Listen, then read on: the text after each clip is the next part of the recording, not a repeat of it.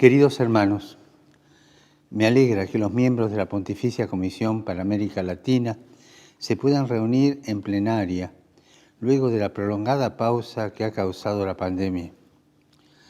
Antes de que fuese convocado el sínodo sobre la sinodalidad en la Iglesia, era mi deseo que ustedes pudieran reunirse para dialogar en torno a este tema, ya que la experiencia de la Iglesia en América Latina se ha expresado después del Concilio Vaticano II con algunos elementos marcadamente sinodales. No pretendo, en modo alguno, hacer aquí un recuento exhaustivo sobre este tema. Simplemente, a modo de ejemplo, pensemos que comunión y participación fueron categorías clave para la comprensión y puesta en práctica de la Tercera Conferencia General del Episcopado Latinoamericano realizada en Puebla. Por su parte, conversión pastoral fue un concepto relevante en la Cuarta Conferencia General en Santo Domingo y posteriormente adquiriría aún más centralidad en la Quinta Conferencia Aparecida. Más allá de los documentos, es la misma realidad de la pastoral de la Iglesia latinoamericana la que me anima a pensar en ella como una experiencia en la que la sinodalidad echó raíces desde hace tiempo y en la que, sin embargo, hace falta que seamos más conscientes de nuestros límites para así poder madurar y dar frutos evangélicos en este camino, que no es un camino nuevo. Es un camino que la Iglesia tuvo al inicio y después perdió, y fue San Pablo VI cuando lo puso en marcha al final del concilio, cuando creó la Secretaría para el Sínodo de Obispos, recuperar la sinodalidad, que en las iglesias orientales siempre se conservó. La Iglesia latina lo había perdido. Estamos comenzando a explicitar un proceso. Como niños pequeños damos pasos cortos y torpes. De repente sentimos que nuestros pasitos sinodales son el gran Kairos. Pero más pronto que tarde descubrimos nuestra pequeñez y descubrimos la necesidad de una mayor conversión personal y pastoral, que sigue siendo uno de los leitmotiv, ¿no? La conversión personal y pastoral. Estoy convencido de que, de una manera adelantada, la Iglesia en América Latina y el Caribe ha hecho camino al andar, es decir, ha mostrado que una recta interpretación de las enseñanzas conciliares implica reaprender a caminar juntos al momento de enfrentar los desafíos o los problemas pastorales y sociales propios del cambio de época. Digo reaprender, porque para caminar juntos siempre es importante mantener el pensamiento incompleto. Yo le tengo alergia a los pensamientos ya completos y cerrados. Yo recuerdo cuando, al inicio de la teología de liberación, que se jugaba mucho con el análisis marxista, sobre la cual el Papa y el general de los jesuitas reaccionaron muy fuertemente, apareció dos volúmenes sobre la intuición latinoamericana, sobre la identidad latinoamericana para seguir este camino. Y casi el 80% de las notas estaban en alemán. No tenía la menor idea. Era una ideologización de lo que es un camino telúrico latinoamericano. Digo telúrico porque la espiritualidad latinoamericana está agarrada a la tierra, no se la podés separar.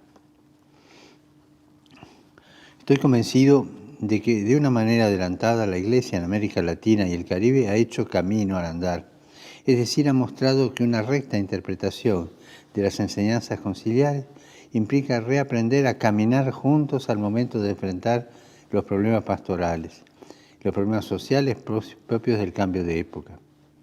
Y es propio del Espíritu Santo hacerse el encontradizo, pero esto es posible cuando nuestro pensamiento es incompleto. Cuando es completo no funciona. Cuando uno cree saberlo todo, el don del Espíritu no puede ser recibido. Cuando uno cree saberlo todo, el don no nos educa, porque no puede entrar en el corazón. Dicho de otro modo, no hay nada más peligroso para la sinodalidad que pensar que ya lo entendemos todo, que ya lo comprendemos todo, que ya lo controlamos todo.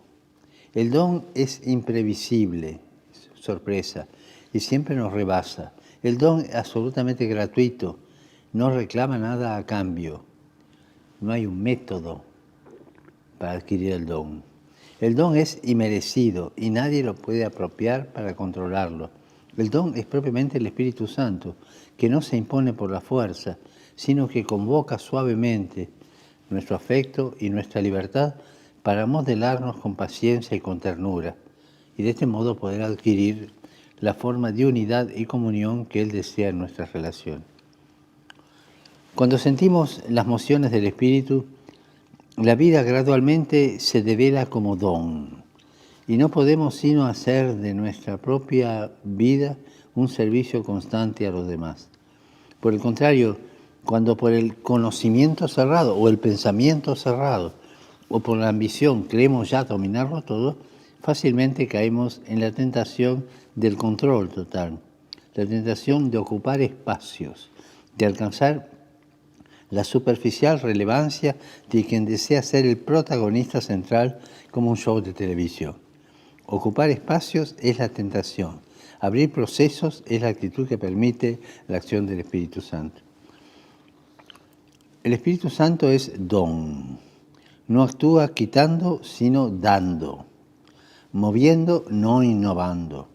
El Espíritu Santo no es una fuerza del pasado, sino que Pentecostés sigue aconteciendo en nuestro tiempo.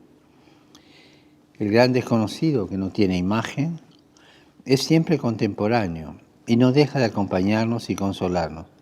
Él crea la diversidad de los carismas, crea un cierto desorden inicial. Pensemos la mañana de Pentecostés, el lío que se armó y que hizo decir a los que vieron esto, están ebrios. Él crea el desorden inicial, para luego crear la armonía de todas las diferencias. Ipse est armonía, decía San Basilio. Él es la armonía, pero antes te crea la desarmonía, con los carismas todos diversos. La sinodalidad es parte de una eclesiología neumatológica, es decir, espiritual. Asimismo, también lo es de una teología eucarística. La comunión con el cuerpo de Cristo es signo y causa instrumental de un dinamismo relacional que configura la Iglesia.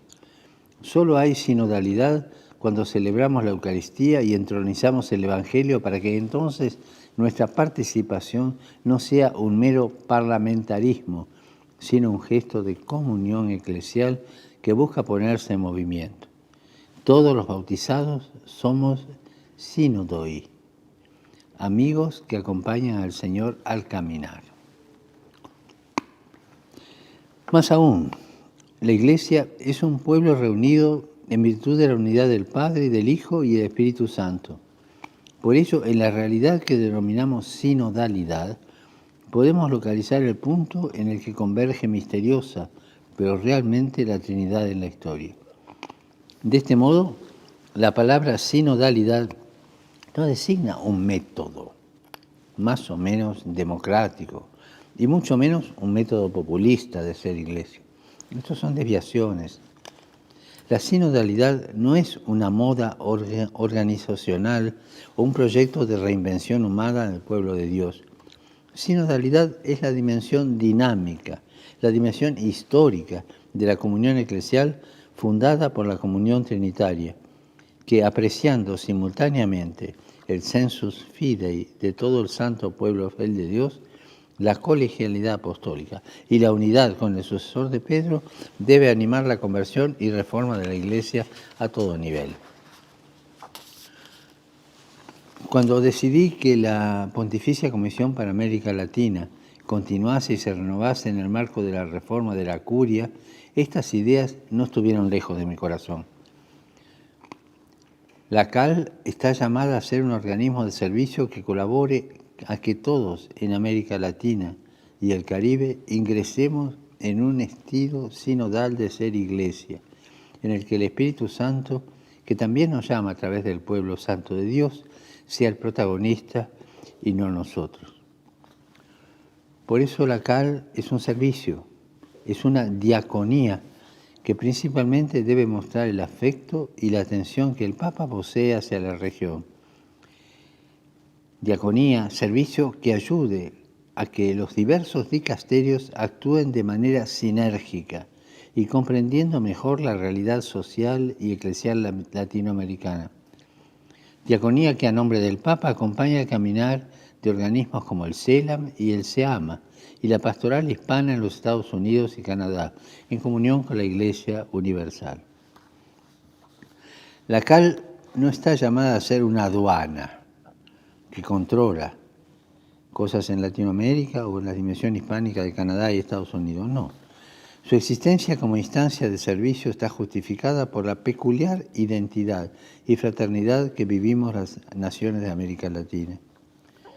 La CAL es un organismo de la Curia Romana, parte integrante del Dicasterio de los Obispos, que cuenta como 2 laicos secretarios, varón y mujer ahora, a quienes he pedido que desde su experiencia y perfil personal, de manera complementaria, nos ayuden a todos a generar nuevas dinámicas y nos desinstalen un poquito de algunos de nuestros usos y costumbres clericales, tanto aquí en la Curia como en todo lugar en el que existan comunidades latinoamericanas. No olvidemos que el clericalismo es una perversión quietista. Y en ese sentido la CAL tiene que ayudar a caminar, no protagonizar, ayudar a caminar, para no convertirse en una instancia clerical. La CAL, a través de todos sus miembros, debe promover lo más ampliamente posible la verdadera sinodalidad. Comunión sin sinodalidad fácilmente puede prestarse a cierto fijismo, a cierto centralismo indeseable. Sinodalidad sin comunión puede llegar a ser un populismo eclesiástico. No, las dos cosas juntas. La sinodalidad nos debe conducir a vivir más intensamente la comunión eclesial en la que la diversidad de carismas, vocaciones y ministerios se van integrando armoniosamente, animados por un mismo bautismo que nos hace ser hijos en el Hijo a todos. Tengamos cuidado del protagonismo unipersonal y apostemos por sembrar y animar procesos que permitan que el pueblo de Dios que camina en la historia pueda participar más y mejor en la común responsabilidad que todos tenemos de ser iglesia. Todos somos pueblo de Dios, todos somos discípulos, llamados a aprender y a seguir al Señor. Todos somos corresponsables del bien común y de la santidad de la Iglesia. Agradezco la presencia de ustedes.